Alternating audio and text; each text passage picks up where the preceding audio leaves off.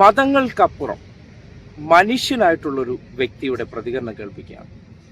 കാര്യം ഇക്കഴിഞ്ഞ തദ്ദേശ തെരഞ്ഞെടുപ്പ് കഴിഞ്ഞു പോയപ്പോൾ മനുഷ്യർ കൂടുതൽ മതങ്ങളാക്കി മാറ്റാൻ ഇവിടുത്തെ അധികാരമോഹികൾക്ക് കഴിഞ്ഞിട്ടുണ്ട്.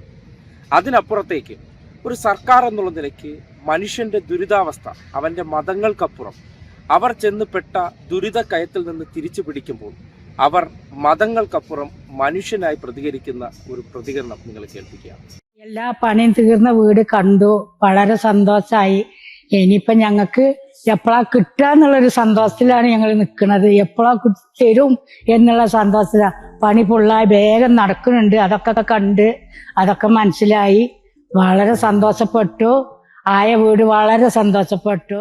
വയനാട് മുണ്ടക്കൈ ചൂരൽമലയിൽ സകലതും നഷ്ടപ്പെട്ട് അതിജീവിതയായി മാറിയ ഒരു സ്ത്രീയാണത്.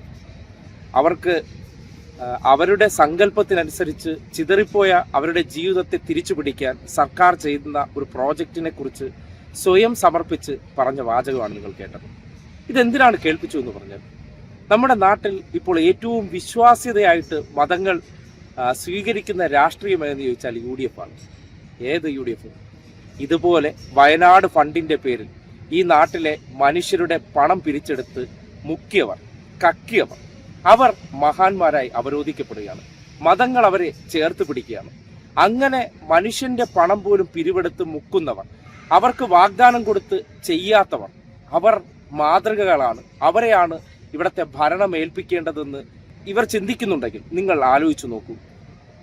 നല്ലതിനോടൊപ്പമാണോ അതോ ഈ നാട്ടിൽ മതങ്ങൾ ആരെയാണ് കൂടുതൽ പിന്തുണയ്ക്കുന്നതെന്ന് പറഞ്ഞാൽ ഏറ്റവും വലിയ കച്ചവടക്കാരെയാണ്, ഏറ്റവും കൂടുതൽ ഫണ്ട് മുക്കികളെയാണ്. അങ്ങനെയുള്ളവരാണ് ഭരിക്കേണ്ടതെന്ന് പറഞ്ഞാൽ മതത്തിന്റെ തലപ്പത്തിരിക്കുന്നവർക്കും ഗുണം ചെയ്യണമെന്നുണ്ടെങ്കിൽ ആര് വരണം? ഈ ഫണ്ട് മുക്കികളായിട്ടുള്ളവർ വരണം. എന്നാലേ കയ്യയഞ്ഞ് മതത്തിന്റെ തലപ്പത്തിരിക്കുന്നവർക്കും അവരുടേതായ കച്ചവടങ്ങളൊക്കെ നടത്താൻ പറ്റുള്ളൂ.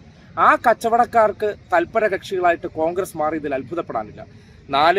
കേരളത്തിലെ പ്രബലരായിട്ടുള്ള 2 മതവിഭാഗക്കാർ വിചാരിച്ചപ്പോൾ 6ഓളം ജില്ലകളിൽ കൺസോൾട്ടേഷൻ ഉണ്ടാക്കി അവർ അധികാരം പിടിക്കുന്നുണ്ടെങ്കിൽ നിങ്ങൾ മനസ്സിലാക്കുക എന്താണ് സംഭവിക്കാൻ പോകുന്നത്. നിങ്ങൾക്ക് ക്ഷേമ പെൻഷൻ ഉൾപ്പെടെയുള്ള ഒരു ആനുകൂല്യവും കിട്ടാൻ പോകുന്നില്ല. കാര്യം അതൊന്നും മതം ചോദ്യം ചെയ്യില്ലല്ലോ. അതിനെ സംബന്ധിച്ച് മതങ്ങൾ എന്തെങ്കിലും പരിഭവപ്പെടുമോ? അവർക്ക് കിട്ടേണ്ട ഫണ്ട് അത് അതിന്റെ തലപ്പത്തിരിക്കുന്നവർക്ക് ചില കാര്യങ്ങളൊക്കെ നടപ്പാക്കണം.